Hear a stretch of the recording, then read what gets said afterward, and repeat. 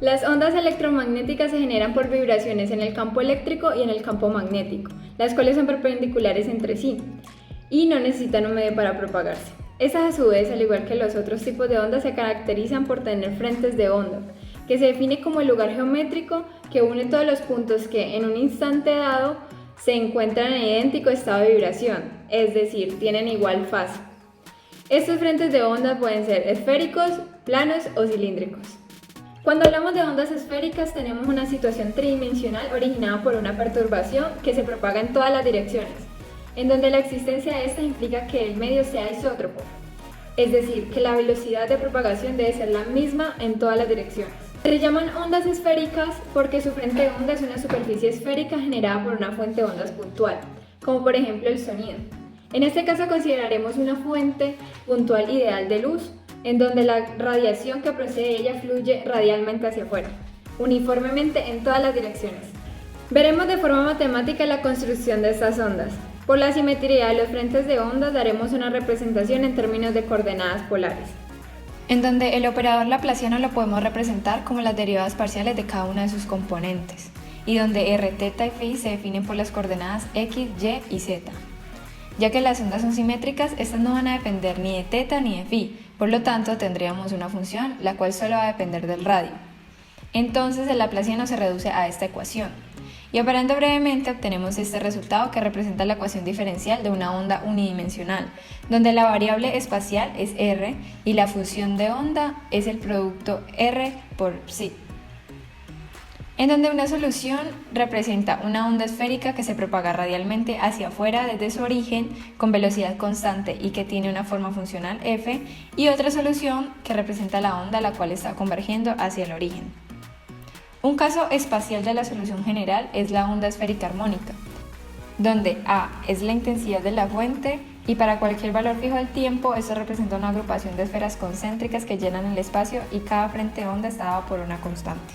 Además, A sobre R nos dice que la amplitud decrece con la distancia, en donde 1 sobre R sirve como factor de atenuación.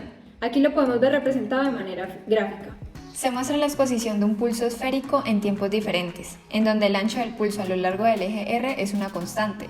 Estos resultados se obtienen independientemente de la dirección de R, debido a la simetría esférica.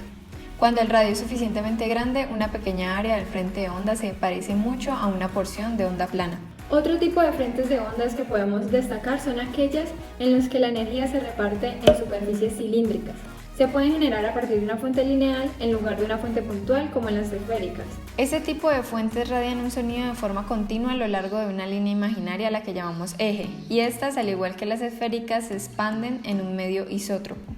Un ejemplo de estas fuentes lineales son las columnas de altavoces o una carretera, donde son las fuentes en movimiento que generan el frente de onda. Análogamente, como en el caso de las ondas esféricas, tenemos el laplaciano de psi en coordenadas cilíndricas, donde r, θ y φ se definen por las coordenadas x, y y z. Aquí se presenta independencia de θ, lo cual nos dice que el plano perpendicular que corta el eje z será un círculo y que puede variar en r para diferentes valores de z. Lo que también nos dice además que el frente de onda es un cilindro recto centrado en el eje z y tiene longitud infinita. Por lo tanto, la ecuación diferencial toma esta forma. Separando la dependencia del tiempo, obtenemos la ecuación de Bessel, en donde las soluciones de la ecuación para grandes valores de r se aproximan a formas trigonométricas simples.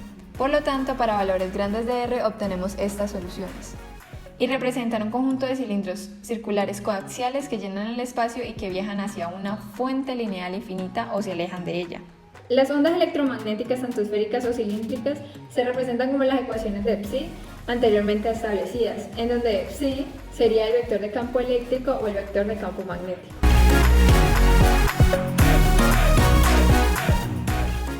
Los primas se comportan como espejos perfectos cuando se presenta el fenómeno de reflexión total interna, y esto sucede cuando a partir de cierto ángulo, al cual lo llamaremos ángulo crítico, no hay transmisión de luz, ya que el ángulo de refracción será precisamente igual a 90 grados.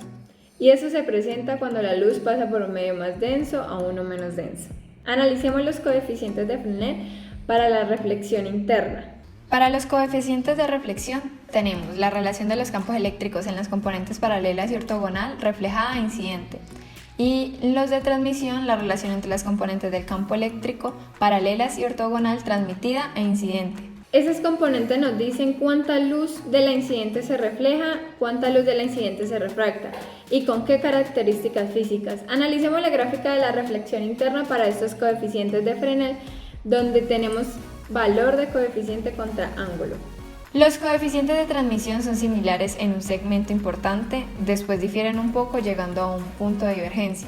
La componente de reflexión pasa por un cero en un ángulo de polarización para la componente paralela al plano de incidencia.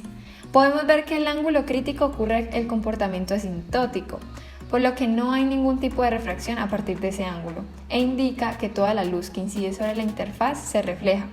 Y es aquí cuando tenemos la reflexión total interna. Para el ángulo crítico, el ángulo de transmisión tomará un valor de pi medios y nos lleva a esta relación, lo que implica que suceda este fenómeno asintótico, ya que el seno del ángulo crítico debe ser igual a n2 sobre n1 y ese seno debe ser menor o igual a 1. Y cuando se fila esta proporción es cuando sucede dicha situación. La onda sobre la interfaz tendrá un propagador de superficie y donde la exponencial representa el fenómeno de evanescencia, ya que la amplitud se atenúa cuando logra penetrar a una cierta distancia. Por lo tanto, en el ángulo crítico tendremos una onda propagándose por la superficie, pero no penetrándose en el medio. Una de las aplicaciones de la reflexión total interna es el periscopio prismático. En este instrumento óptico se usa un prisma de ángulo recto llamado prisma ortogonal, que desvía en 90 grados los rayos perpendiculares a la cara de incidencia, tratándose de un sistema inversor donde la cara superior actúa como espejo plano. El periscopio está formado básicamente por un prisma de reflexión total en su parte superior que refleja la imagen y es recogida por una lente objetivo, llegando a una segunda lente. Finalmente, la imagen es reflejada hacia una lente ocular por un segundo prisma también de reflexión total situado en la base del periscopio.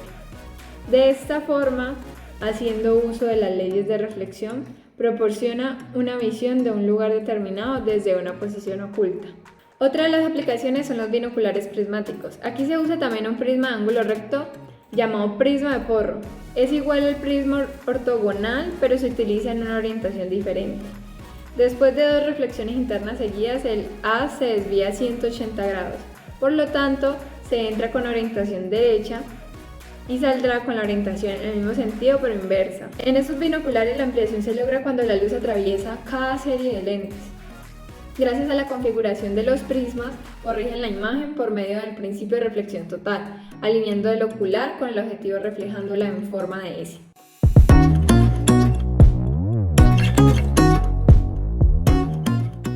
Según la óptica de Fourier, todo objeto puede sintetizarse mediante la superposición de funciones armónicas de diferentes periodos espaciales, y la frecuencia espacial definida como la inversa del correspondiente periodo. Se mide en ciclos por milímetros asociada al campo óptico de frecuencia temporal.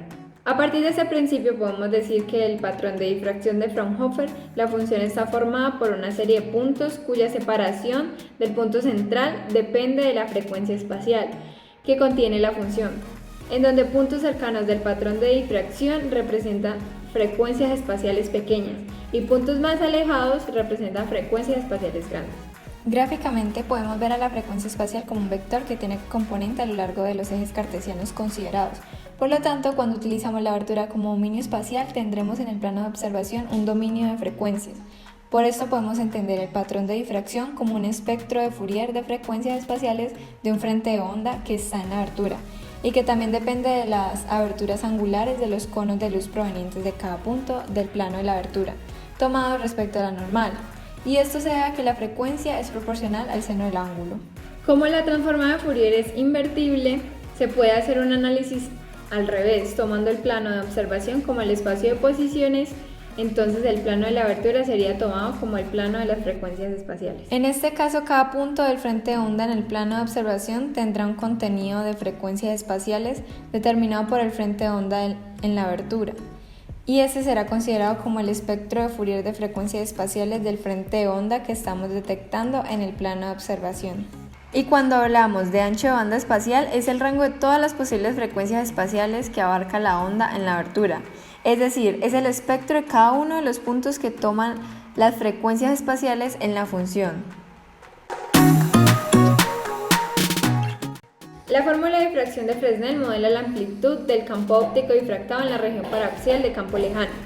en términos de la transformada de Fourier de la amplitud compleja del campo óptico emergente de la abertura, en donde la siguiente ecuación nos permite una interpretación geométrica de la fase de Fresnel. Por lo que esta ecuación define circunferencias concéntricas en el área de la abertura con centro en el punto medio y radio ρ. Por eso podemos expresarlo de esta forma.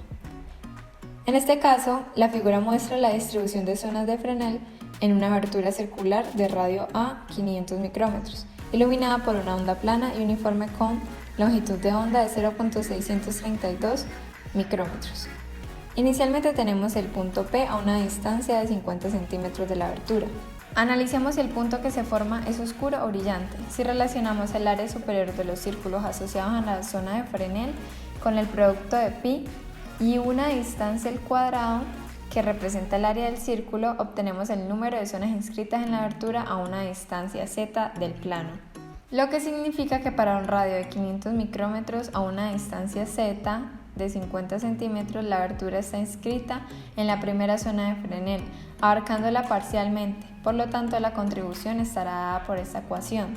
Siendo E1 de P la contribución en la zona 1, es decir, habrá un punto brillante en el plano de observación donde la irradiancia estará dada por el módulo al cuadrado de dicha contribución.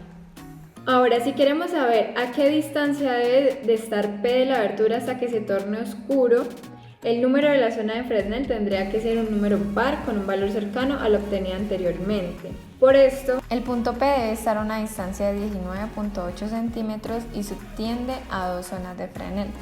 Si mantenemos esta posición y aumentamos de nuevo el punto P hasta que se vuelve brillante, el nuevo radio sería de 612 micrómetros y subtiende a 3 zonas de Fresnel, manteniendo una posición de 19.8 centímetros con 612 micrómetros de radio de abertura.